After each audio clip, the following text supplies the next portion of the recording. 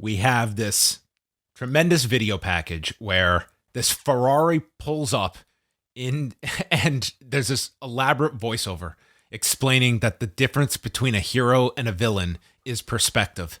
As MJF emerges from this Ferrari in his plain view bomber jacket, walks onto the football field. I mean, this thing looked like a car commercial, like a high-end car commercial you'd see right before the movie's about to begin. The whole place is chanting for MJF. Like this, just if there was any reluctance of the fan base of how are we supposed to react to this guy, this was as much of a clear wink from AEW. Go absolutely insane for this dude. And that is what they did as he came out for the Dynamite Dozen Battle Royal. And it felt like where you took somebody in the video game and you gave him like the top babyface's mannerisms and he just played a completely different character. He comes out, he's doing like... He did the punk entrance. He did the punk entrance where he's like wrapping his wrists around. He's going up to the fans. He's slapping hands. It was just amazing to watch. There was one moment. I mean, I don't know if this was part parody or of the CM Punk Chicago entrance, or if this was just. It was totally parody where he's on the knees. Wait. But there was one moment when he walks out where, like, you almost got the sense that he had some real emotion in his face, looking at this crowd cheering for him. I mean, this was a real homecoming for the guy. I'm sure this was like a huge night for him in his career. That I'm sure he took this in. That this was. And it was just rare to see because this is a guy who, like, 24/7 feels like he stays in character so much and never really lets on that there's any sort of, like, crowd reaction that really phases him. But there was a moment here where you could at least buy that he was genuinely feeling, this wonderful hometown reaction. Well, we got a question on Ask Away about, do you ever think that you could get a babyface run out of MJF? And both of us were completely adamant, 100%. This guy. Look, he was the most over babyface tonight, so absolutely you already have the proof. Like when you have a hated villain, it's the most easy turn that finally your fans are like allowed to have this guy on our side. It's like the Dennis Rodman analogy is like, it's a perfect one. That it's like you may despise this player when he's against you, but when he's getting all those rebounds for us and creating hell for everyone, it's like, then we love this guy. I mean, this is the WWE playbook of how they build baby faces. They're vanilla to start off with no character, and then they decide to turn them heel, and then they get an edge and they get some authenticity attached to them, and then the crowd wants to turn them babyface, and that's what they do. Except now they skip the whole babyface part, and we just have a really hot heel. So what would you do in this battle royal way where your big villain is suddenly your big babyface? Now, how do we get the heat? That's a more complicated formula. Question. Like, do you beat this guy, but he's the villain in his hometown for the heat? That's a math problem so complicated that I would leave it up to more capable hands. Yeah. So the Dynamite Dozen Battle Royal, the participants besides MJF are Dante Martin, Lio Rush, Matt Hardy, Lee Moriarty, Matt Sydal, Lee Johnson, Wardlow, Hobbs, Frankie Kazarian, Ricky Starks, and Jay Lethal. Sean Spears is also out there in the corner of MJF and Wardlow and saves MJF early on. We got a bunch of eliminations. Wardlow dumped out Moriarty, followed by Sydal. The bunny passed brass knuckles to Matt Hardy, who clocks Lethal and throws him out just like nothing. Dante then shoves Matt out from behind, and Lio Rush confronts Dante. Hobbs and Wardlow square off. Hobbs ends up on the edge of the apron, and Lio Rush knocks him off with a handspring. They go through the break. MJF is playing to the crowd, and then he goes to hide behind Wardlow in the corner. Leo's trying to get to him, and he is booed for his efforts. Rush and Lee Johnson then double drop kick Wardlow and send him to the apron. They're trying to get him out when MJF comes from behind. It's like the Shawn Michaels Diesel spot in the Royal Rumble, and MJF sends all three men over, including Wardlow, and then Spears has to play middleman here between Wardlow and MJF.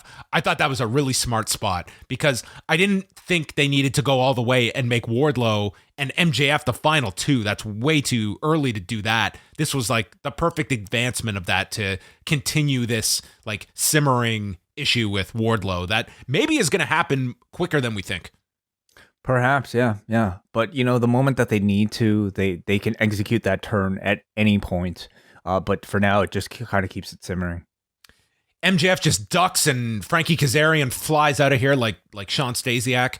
And then it's Starks and Dante of Team Taz left with MJF. Dante takes off the armband for Team Taz. He turns on Starks, tosses him out. Taz is on commentary. He's pissed. MJF celebrates. They shake hands. There's a chant that is led by MJF, and Dante does shake his hand. Before we get to the post-match, what did you think mainly about how MJF was used here and also having Dante already turn on Team Taz?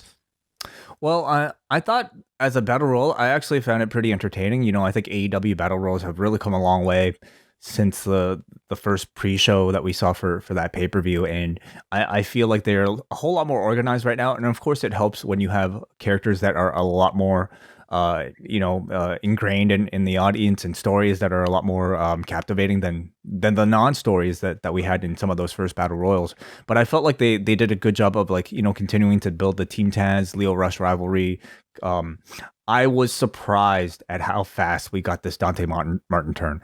I mean, it feels like as fast as we got him turning to join Team Taz, we got the resolution of it immediately here. This was 2 weeks? If that, I mean, what was it? Like, I can't even keep track of it. And that's also to say that I don't think about it that much. I think it's largely been a pretty ineffective mini story, that I don't know how many people bought in the first place. And then I didn't think this turn was all that, like, it was not that big of a holy shit moment. In fact, it just felt like they got to it too soon. And as far as MJF goes, I mean, anytime he had the advantage, it was really fascinating to see, this crowd would be cheering for Lio Rush. But as soon as he went to try to throw MJF over the top, they were immediately booing Lio Rush. So anytime he had the ball, so to speak, in terms of attention in this battle royal, this crowd was really coming alive. I was ultimately a little disappointed that there wasn't a bigger moment for MJF here, because the nature of this battle royal, it indicates that the final two go on to have the match rather than having somebody actually win something, concretely coming out of this. And for as big of a stage as I think MJF had, I didn't think it would have been such a bad idea to move that match up tonight so that you would have both the battle royal and an actual outcome for the match in front of this wonderful crowd. Yeah, this is a tough concept, this version of the Battle Royal, because, you don't have that climactic winner. It's the final two, and that's how it has to end. So it's a tough way to end a match, but I thought at least, I guess they gave people the turn here by Dante, and ultimately MJF was, front and center throughout all of this. Starks comes back and attacks Dante, and as MJF's going up the ramp, he's looking back, should I help him? No. He walks up, hesitates again, and then finally sprints down, and the crowd is just so excited at his ethics being on display. And he confronts Ricky Starks, gets right into their face, and then both men proceed to double team and stomp Dante. Punk runs down, tons of boos, MJF bails, and Punk gets into Stark's face, helps up Dante, and we get an enziguri by Dante into the GTS as Punk kind of helps up Dante here to end the segment, and that was our involvement of MJF and Punk for the night. Seeing MJF play with that tension, as he was waking his way up the ramp and then deciding to run back down and then turning again, was a whole lot of fun to watch. Do you think we get to a tag team match for this, and when? Yeah, because I'm thinking Punk and MJF. I think the date I would aim to put that one on would be the first TBS show. I'd do that January 5th. That would be my pick. So in the meantime, I think we could do the tag, and that seemed like the whole purpose of this, to come out where Punk's got an ally and MJF has Sean Spears, or you could use Ricky Starks. Even you could have him involved in this temporarily. Oh yeah, absolutely. That's what I would think. You could even be a 6-man, with some of the other players from like Team Taz or whatever Right. involved as well.